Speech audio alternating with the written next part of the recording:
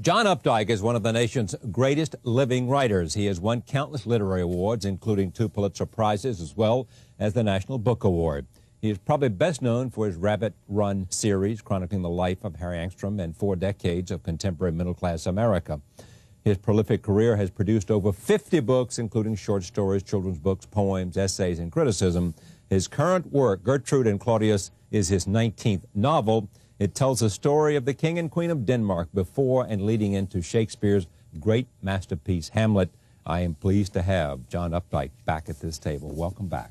Thank you. Nice to be You here. were here the last time, and I said, what's next? And you said, I can't really tell you, but you sort of hinted it'd be involving Denmark. You remember this? I did. Did I Yeah. really? I gave it all away. No, not all of it, but some of it. And I wasn't smart enough at the moment to pick it up, what you were doing, because the thing that I would never have fathomed is that you were going to tell us that you would rip off Shakespeare.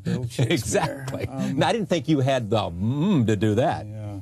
You know? Well, or innocence. Do you want to know why I did it? Yes, I mean, that's a good question. What was going through my mind? Yes. I think for years, ever since I first read the play at college, I thought that we didn't really know enough about Gertrude and Claudius before the play opens. They haven't been given their due. Not really, exactly. No, I thought they were given kind of short shrift and treated as villains when they were just, as far as I could see, a loving couple trying to make the best of the world they were in. And I saw Kenneth Branagh's uncut Hamlet movie. Uncut? It was done to text, and it was about 5 hours, wasn't it? It was 5 good hours, though, and you saw it all. You saw all those minor characters who are generally cut out and left out. And so, anyway, the Gertrude and Claudius there were vivid enough that that kind of emboldened me to make this little assault upon the sacred castle of William Shakespeare. Now, did you have trepidation because you knew people could say, what does he think he is? There were a couple of reviews that said, this is not as good as Shakespeare. Well, how does that hurts a guy's feelings. But I was trying not so much to compete, but to supplement, to help out, to provide another layer. Now, that then goes to, how did you go about sort of deciding how and what you wanted to say about Gertrude and Claudius? Well, I went back and read the original sources of the Hamlet legend, which goes back to the darkness of Viking days. Same sources that William Shakespeare read? Shakespeare used. Well, he only used one. He used a French translation of a Latin text, but I read both translations of the original Latin text done in about the 12th century, and then the French translation done, I think, in the 16th. And what we're missing is an earlier play. There was an earlier Hamlet play, which is mentioned in the Elizabethan Chronicles, but that we have no text of. So what do we think happened? Just don't know. We think maybe somebody like Thomas Kidd wrote it and that Shakespeare's company purchased it, because you could do that then, and then handed it to Shakespeare and said, you do the best you can with this mishmash here. And he started all over. So he did, and he made a beautiful mishmash of it, but it is a kind of mishmash anyway. Right. Things don't exactly tie together. So when you get down into the text and try to think, well, how long was that, and when did that happen, and what's the precedent here, you have to make up a lot of material that he does not provide. Tell me about your Gertrude and Claudius. Well, not the book, but the characters. One loves Gertrude in the play. She just speaks so well. Of course, you could say all Shakespeare characters speak so well. It's what they do, after all. It's what he did. What he did, his thing. But everything she says is kind of gentle and wise and on the mark, and she doesn't have very many lines. But if I can just read the first 6 lines she speaks. Yeah. This is not from your book, but from... This is from the original. William Shakespeare. I think we all remember the scene dimly. It's the very sulky Hamlet, in black usually, gathered with the new king and his newly married queen, and he's in a sulk and making these rude puns against poor Claudius, and the queen says, "Good Hamlet, cast thy knighted colour off, and let thine eye look like a friend on Denmark," that is King Denmark, king of. "Do not forever with thy veiled lids seek for thy noble father in the dust." And then this kills me. "Thou know'st 'tis common, all that lives must die, passing through nature to eternity." Now, isn't that beautiful? From a mother to son, your life in a nutshell, all that lives must die, passing through nature to eternity. So anyway, I tried to make her say equally wise and gracious things in the course of my novelization. Now, what do you think she knew?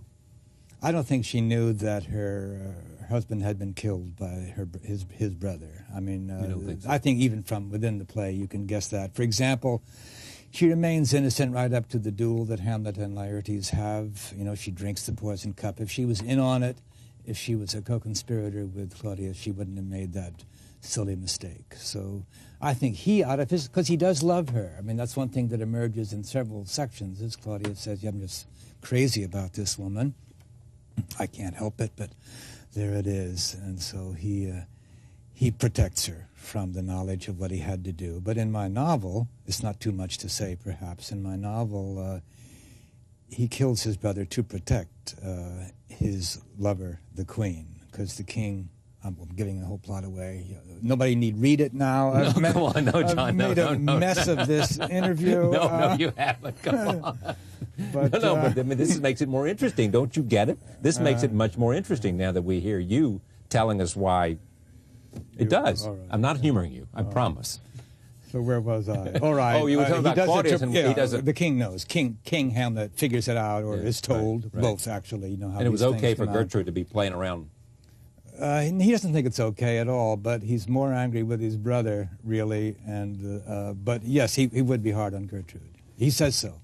So the king does all he can do in that situation, and thinks he's gotten away with it. This is my novel is the romance that precedes the tragedy, which of course is a big tragedy with almost everybody in it dead at the end.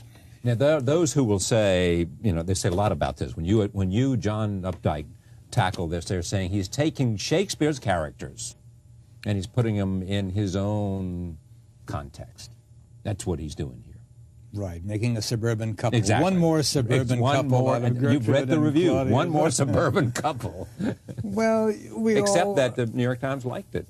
They liked it, by and large, insofar as that woman, the reviewer, likes anything. I think she was relatively gentle with this book, and I'm grateful. I'm grateful for all gentleness. I see this as a story of many levels. There is the lost version, lost in the mists of time. There is the Latin version, the French version, the Shakespeare's version, and now there's sort of my version. I see nothing wrong with my adding one more layer to the legend, to the Hamlet legend. Well, I would think that everybody would be interested in this kind of thing because, it's much more interesting to read, I suspect, than just one more appraisal of Hamlet or one more analysis of Hamlet. And so we go into your mind to see how you talk about how you speculate on Claudius' motive and all these other things. I mean, he must make some decisions. You're right when you write a novel. I mean, I didn't realize quite how many, but yes, you do have to sort of become a critic in a way. Yeah, and was that difficult? Was this difficult for you, or was this relatively easy? It has its own joys, but it went slowly. I had to do some research, and then I had to feel my way carefully. What's wrong with research? That's good.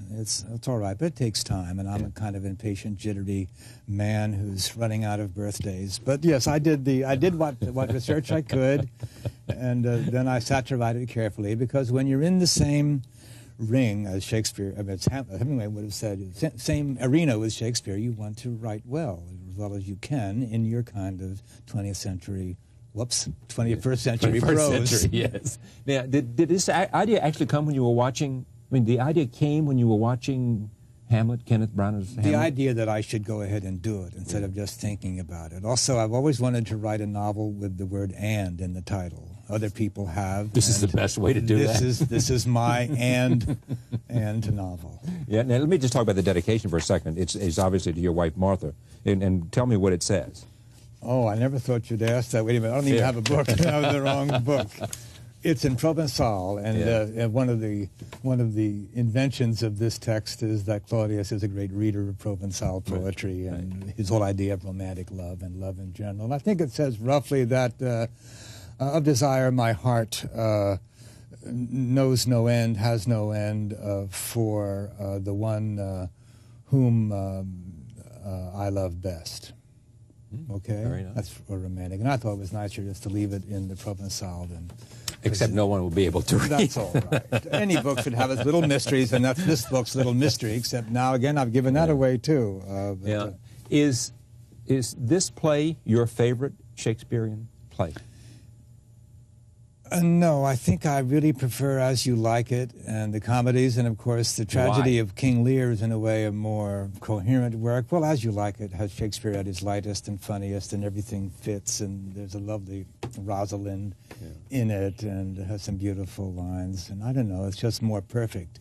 Hamlet has many virtues, but it's not perfect. It's kind of untidy, and you feel that Shakespeare was writing exceptionally well to get around the fact that this is really a pretty barbaric, strange plot. He had to delay it. I mean, in the old days, the real Viking prince would have just acted immediately on the ghost's word. But here he has a semi-modern man who's postponing it and wondering and setting tests and, you know, all this. And so I feel it's beautifully written, obviously. Shakespeare rarely writes other than beautifully, but that as a play, it doesn't terribly measure up. T.S. Eliot said that Shakespeare, the trouble with it's a failure. He said Hamlet is a failure because it's about an emotion for which Shakespeare was not able to find the objective correlative. In other words, there's a disgust running through Hamlet's speeches that isn't really accounted for by anything within the action. The words are greater than the action that supports them. Well, you answered my favorite. Yeah, and as to the tragedies, it's not as tidy and as swift as Macbeth, and it's not as desolating as King Lear. And I think, I also prefer The Tempest, if one can make these silly, invidious remarks. It's marvelous, because Shakespeare is consistently marvelous, even when he's not quite up to his... How do you explain Shakespeare? It was a happy moment in the language and in the culture, in the English culture.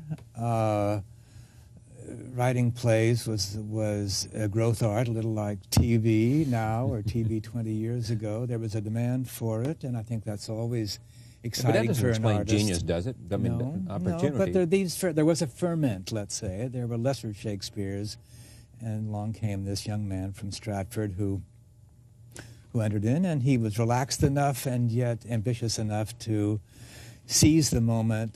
I don't think he realized how good he was. I don't think he realized that 300 years later we'd all be, bowing our heads to Shakespeare. But he seized the moment in the language and the culture and wrote these amazing plays. An artist needs more than just his own strength. You need the strength of the culture with you, and there's a lot of sort of common wisdom. One of the nice things about Shakespeare is that he's a pop artist, yes? You feel he's a crowd pleaser. Yeah. He'll do almost anything to get a laugh, all these parts. He'll do anything to please the company. He's a pro. Yeah. And yet with all this, he's in it for the money.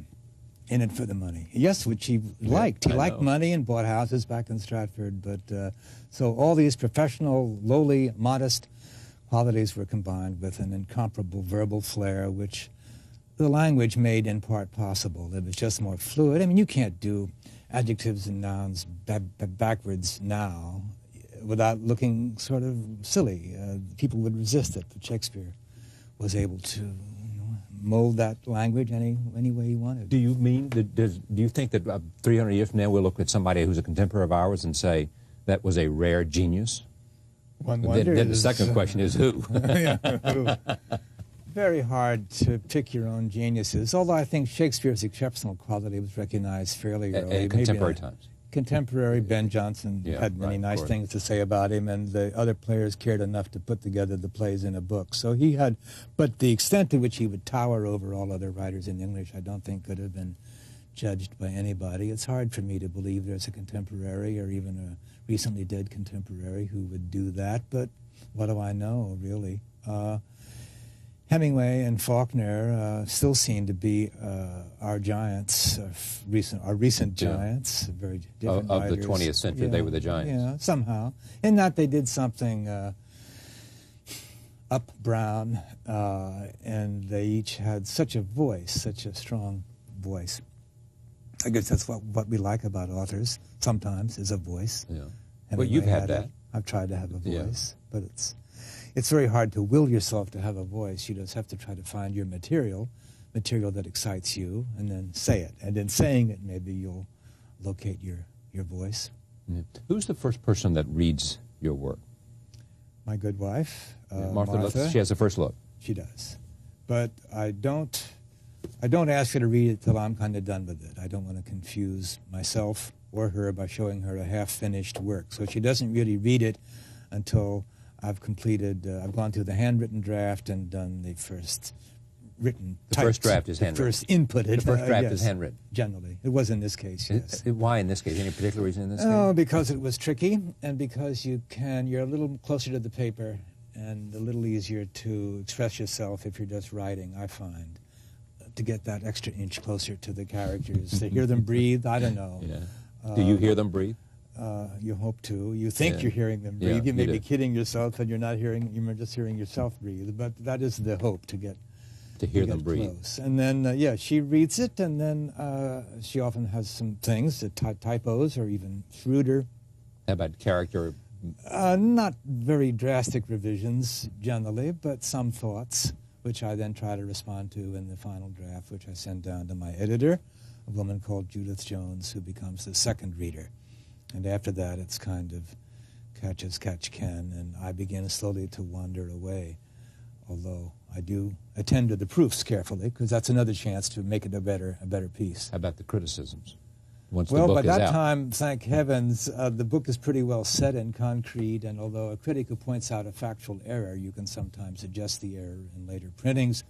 By and large, you can't really do anything about their more major faults that they find. So you are stuck with the book that you designed to the best of your ability. Maybe when you do the next one, some of those old criticisms sit in your mind, but in a way you hope not. You shouldn't try to write to please the critics, because some of them there's no pleasing, really. And you're in danger of giving away the whole ball game in the hopes of pleasing a phantom. The New Yorker recently celebrated its 75th anniversary. We had a group of them here. David was here, and Roger was here, and others. What's a New Yorker meant to you? It's meant an awful lot, maybe more than is healthy. But as a boy, I adored it. I came into the house when I was 11 or 12, and I began to read it. First looked at the cartoons, and then I began to read the poetry. There was a lot more light verse then, and then some of the fiction even. I just liked the feel of it, the look of it, the understatedness of it. It wasn't like any magazine, other magazine in my experience. It wasn't like the Post or Collier's or the National Geographic. So I wanted to be in that wonderful heaven of cool. I thought of it as cool. It was a cool magazine, and I was fortunate enough, shortly after I graduated from college, to actually get a few things taken, a poem and then a story. Then I got a job. Then I decided that to live in New York just took too much out of me, and I moved to New England, and there I've stayed being a freelance writer. But throughout my lancedness was possible only because I felt the New Yorker liked me, and it did take a lot of things. So I can't imagine my literary life, in short, without the New Yorker magazine, and it would be a sad thing if it were to vanish. It has changed enough so that even that's kind of sad. No longer takes the amount of fiction it used to. But it was very kind to me, and until the novels began to make a little money, I really was very dependent on it. If you didn't go to the New Yorker for fiction, where would you go? Well, that's it. Playboy, the Atlantic Monthly, Harper's. There are a number of magazines that still run it, but in nothing, and pay good money for it, but in nothing like the quantity you need to support yourself. It's a GQ prints fiction. There are GQ prints fiction. Yes, did you know that? No, In fact, it has a very distinguished fiction writer as the fiction editor, Thomas Mallon, an excellent writer himself. But all these monthlies, they print one story a month. So they really can't feed. Whereas the New Yorker, in its prime, really did support a number of short story writers. Cheever, Frank O'Connor. There were just Sylvia Townsend Warner. They ran enough stories and paid enough relative to people's financial needs in that era that you could live as a short story writer for the New Yorker. Do you have a favorite editor?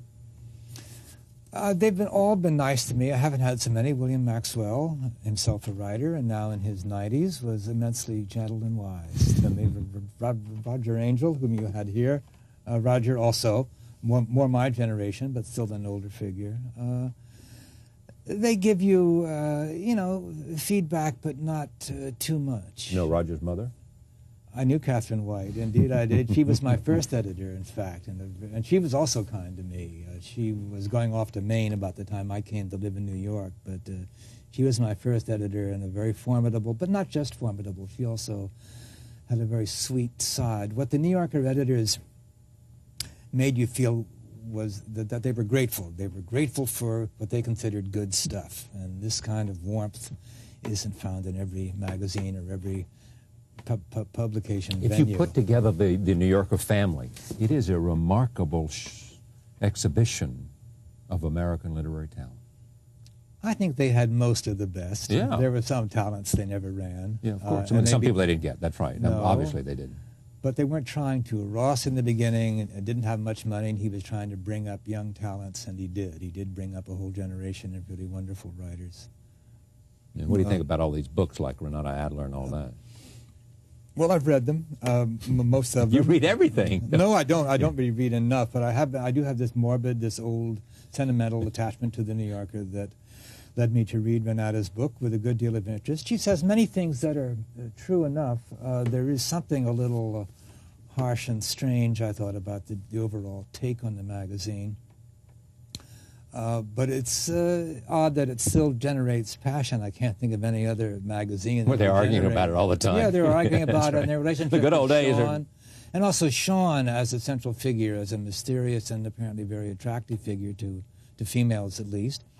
Very kind to me and very important in my literary life, but I hadn't thought him as this love object until recently.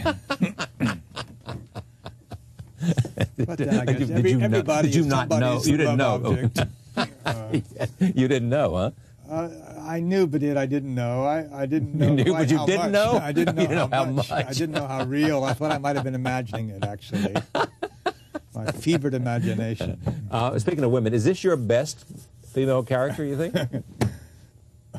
Well, I'd hate to say so, but I worked hard with her and liked being in one of your favorites company. then? I mean, one of my favorites. Really? Is that fair to say? Sure.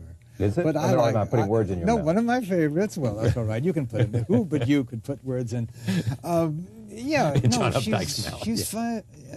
She's fine. She's fine. Yeah. I like her. I like her especially when she was young and kind of freckled. I think I had her freckled at one point. I may have taken that out. Yeah. But when she's young and plump and innocent and sweet and yet also kind of sharp and she knows her mind. But I've had other female characters that I at least liked. Those three witches in Witches of Eastwick, I thought they were all... Now, some people criticize those. Come on. They did. I know, but they really beat up on you. I don't know why. To me, they're created in love. They're lovable women. Yeah. Lovingly written about, and the women in couples also. I spent a long time with them because that was a long book, and I became very fond of Foxy and Angela and the others. So I'm not aware of being a misogynist or a monster, but... and when you read that? When I read that I am, I say, who, me? No. It just... I mean, you know it's not, so therefore it shouldn't...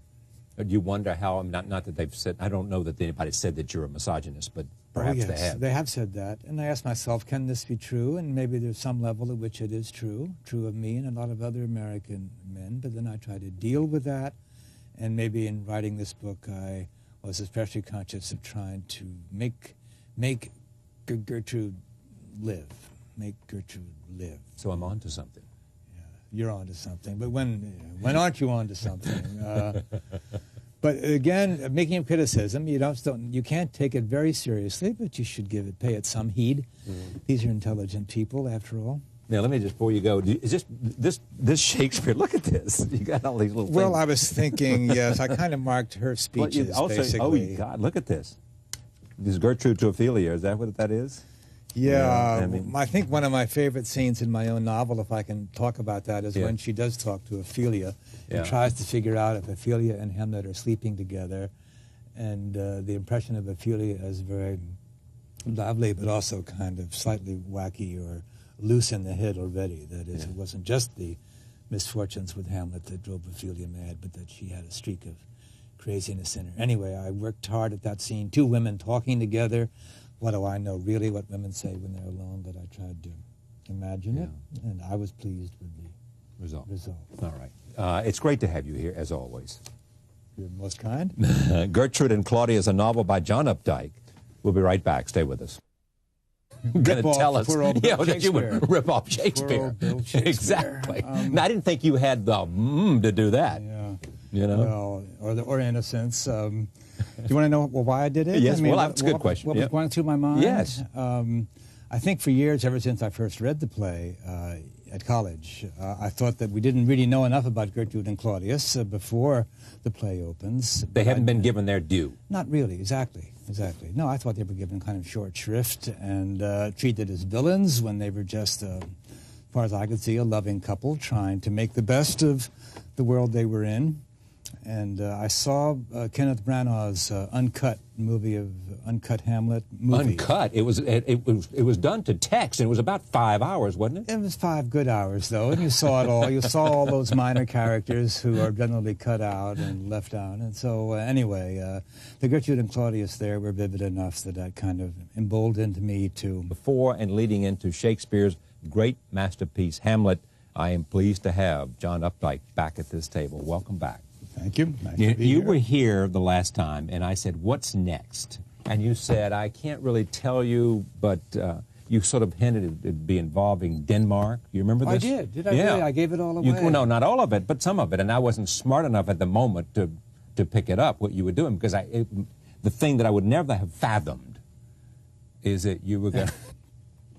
make this little assault upon the sacred castle of William Shakespeare. Now... did you have trepidation because you knew people can say, what does he think he is? There were a couple of reviews that said, this is not as good as Shakespeare. Well, how does that hurts a guy's feelings? But I was trying not so much to compete, but to supplement, to help out, to provide another layer. Now, John Updike is one of the nation's greatest living writers. He has won countless literary awards, including 2 Pulitzer Prizes, as well as the National Book Award. He is probably best known for his Rabbit Run series, chronicling the life of Harry Angstrom and 4 decades of contemporary middle-class America. His prolific career has produced over 50 books, including short stories, children's books, poems, essays, and criticism. His current work, Gertrude and Claudius, is his 19th novel. It tells the story of the King and Queen of Denmark.